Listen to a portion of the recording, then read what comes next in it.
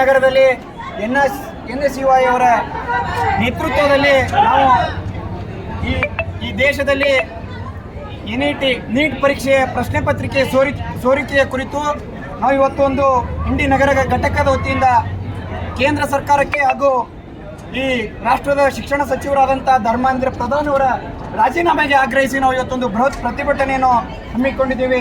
ಯಾಕಪ್ಪ ಅಂತಂದರೆ ಈ ದೇಶದಲ್ಲಿ ನೀವು ವಿದ್ಯಾರ್ಥಿಗಳು ಈ ದೇಶದ ಈ ಭವಿಷ್ಯದ ಜೊತೆಗೆ ನೀವು ಆಟ ಆಡ್ತಾ ಇದ್ದೀರಿ. ಅದಕ್ಕೆ ನಾವು ಕೇಂದ್ರ ಸರ್ಕಾರಕ್ಕೆ ಮತ್ತು ಅದೇ ಮುಖಾಂತರವಾಗಿ ನೀವು ಈಗ ಒಂದು ವಾರದ ಹಿಂದೆ ನೀವು ಜಂತರ್ ಮಂತರ್ನಲ್ಲಿ ವಿದ್ಯಾರ್ಥಿಗಳ ಒಂದು ಹೋರಾಟವನ್ನು ಹತ್ತಿಕ್ಕುವ ಸಲುವಾಗಿ ನೀವು ಪೊಲೀಸರ ಮುಖಾಂತರ ಅವ್ರ ಮೇಲೆ ಹಲ್ಲೆ ಮಾಡಿ ನೀವು ಈ ದೇಶದ ಸಂವಿಧಾನ ಹಾಗೂ ಪ್ರಜಾಪ್ರಭುತ್ವವನ್ನು ಕಗ್ಗೊಲೆ ಮಾಡಿ ಸರ್ವಾಧಿಕಾರಿ ಧೋರಣೆಯನ್ನು ನೀವು ತೋರಿಸ್ತಾ ಇದ್ದೀರಿ. ಅದರ ವಿರುದ್ಧ ಈ NSUI ಯಾವತ್ತು ವಿದ್ಯಾರ್ಥಿಗಳ ಜೊತೆಗೆ ನಾವು ಹೋರಾಟ ಮಾಡೋಕ್ಕೆ ಸಿದ್ಧಿದ್ದೀವಿ. ಮಾನ್ಯ ಪ್ರಧಾನಮಂತ್ರಿಗಳೇ ಹಾಗೂ ಈ ಕೇಂದ್ರ ಸರ್ಕಾರ ನೀವು ಈ ನೈತಿಕ ಜವಾಬ್ದಾರಿಯನ್ನು ಹೊತ್ತು ಈ ಕೇಂದ್ರದ ಧರ್ಮೇಂದ್ರ ಪ್ರಧಾನ್ ಅವರ ರಾಜೀನಾಮೆಯನ್ನು ಸ್ವೀಕಾರ ಮಾಡಿ ಅದೇ ರೀತಿಯಾಗಿ ಕೇಂದ್ರ ಗೃಹ ಸಚಿವರಾದ ಅಮಿತ್ ಶಾ ಅವರು ಈ ಎಲ್ಲ ದೇಶದ ವಿದ್ಯಾರ್ಥಿಗಳಿಗೆ ನೀವು ಕ್ಷಮೆಯನ್ನು ಯಾಚಿಸಬೇಕು.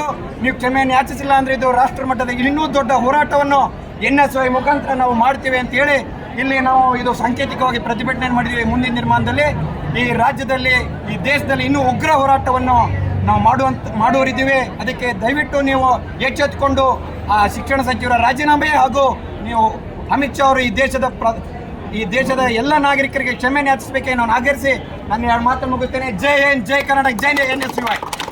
ವಿದ್ಯಾರ್ಥಿಗಳ ವಿರುದ್ಧ ವಿದ್ಯಾರ್ಥಿಗಳ ಹಕ್ಕುಗಳನ್ನು ಇಲ್ಲಿಗೆ ಮುಗಿಸುವಂತ ಹುನ್ನಾರ ನಡೆದ ಅದರ ವಿರುದ್ಧವಾಗಿ ಮತ್ತು ಕಳೆದ 5 ವರ್ಷಗಳಿಂದ ಸತತವಾಗಿ 3 ಬಾರಿ ನೀಟ್ ಪ್ರಶ್ನೆ ಪತ್ರಿಕೆ ಸೋರಿಕೆಯಾಗಿದ್ದರ ವಿರುದ್ಧ ಅದರ ಜೊತೆಯಲ್ಲಿ ಇಲ್ಲಿವರೆಗೂ ಕೂಡ ನಮ್ಮ ದೇಶದ ಜವಾಬ್ದಾರಿಯುತ ಹುದ್ದೆಯಲ್ಲಿ ಅಲಂಕರಿಸಿರುವರು ಮಾನ್ಯ ಪ್ರಧಾನಮಂತ್ರಿಗಳು ಈ ವಿಚಾರವಾಗಿ ಗಂಭೀರವಾಗಿ ತೆಗೊಳ್ಳೋದೇ ಇಲ್ಲ ಕಾರಣ ಮತ್ತು ಈ ಶಿಕ್ಷಣ ವ್ಯವಸ್ಥೆಯ ವಿರುದ್ಧ ಪ್ರಸ್ತುತವಾಗಿ NTA ನ್ಯಾಷನಲ್ ಟೆಸ್ಟಿಂಗ್ ಏಜೆನ್ಸಿ ನಮ್ಮ ಪ್ರಮುಖ ಬೇಡಿಕೆ ತಕ್ಷಣವೇ ಅದು ಏನು ಮಾಡಬೇಕು, ರದ್ದುಗೊಳಿಸಬೇಕು.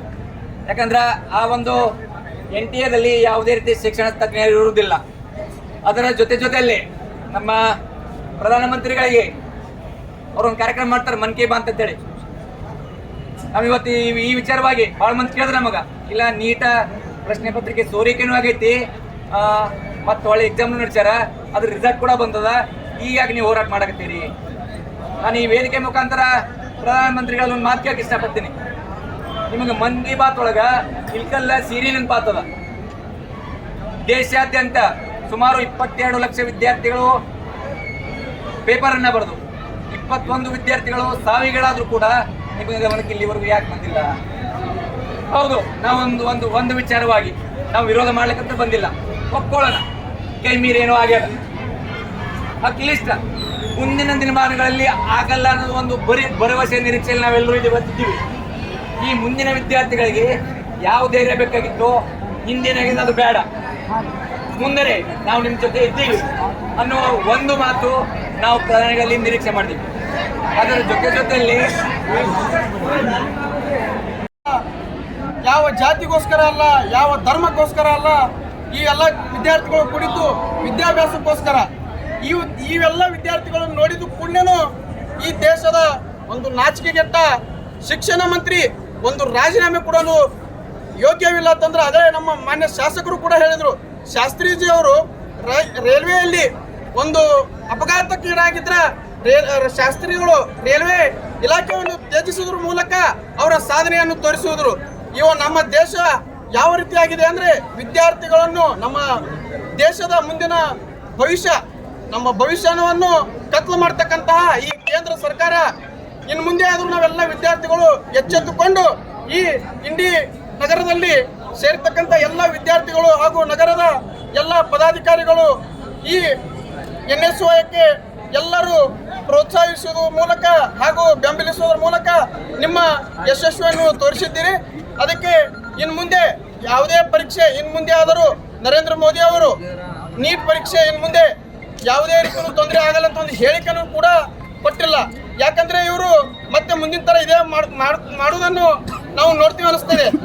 ದೇಶದಲ್ಲಿ ಜಂತರ್ ಮಂತರ್ನಲ್ಲಿ ಆದಂತಹ ವಿದ್ಯಾರ್ಥಿಗಳ ಹೊಡೆತಕ್ಕೂ ಕೂಡ ಒಂದು ಉತ್ತರಿಸಿಲ್ಲ, ಸ್ಪಂದಿಸಿಲ್ಲ. ಈ ಪ್ರಧಾನಮಂತ್ರಿಯು ನಮಗೆ ಒಂಥರ ಹೇಳೋಕ್ಕೆ ನಾಚಿಕೆ ಆಗುತ್ತೆ ಅವ್ರ ಬಗ್ಗೆ ಹೇಳೋಕ್ಕೆ. ಆದರೆ ಇನ್ನು ಮುಂದೆ ನರೇಂದ್ರ ಮೋದಿ ಅವರು ಹಾಗೂ ಶಿಕ್ಷಣ ಮಂತ್ರಿ ಅವರು ರಾಜೀನಾಮೆ ಕೊಟ್ಟು ನರೇಂದ್ರ ಮೋದಿ ಅವರು ತಮ್ಮ ಬಲಿಷ್ಠವಾದಂತಹ ಒಂದು ನಾಯಕತ್ವವನ್ನು ಉಳಿಸೋಬೇಕು. ಇಲ್ಲಾಂದ್ರೆ ಇಡೀ NSY ಮೂಲಕ ದೇಶಾದ್ಯಂತ ಸಂಸತ್ ಭವನಕ್ಕೆ ಮುತ್ತಿಗೆ ಹಾಕೋದ್ರ ಮೂಲಕ ನಿಮ್ಮ ರಾಜೀನಾಮೆಯನ್ನು ನಾವು ಯಾವ ತರ ಮಾಡಿಸ್ಬೇಕನ್ನೋದು ನಮ್ಗೆ ಗೊತ್ತಿದೆ. ಆ ತರ ಮುಂದೆ ಮಾಡಿಸ್ತೇವೆ ಅಂತ ಹೇಳಿ ನನ್ನ ವಿದ್ಯಾರ್ಥಿಗಳು ತುಂಬ ಹೃದಯದ ಧನ್ಯವಾದವನ್ನು ಹೇಳಿ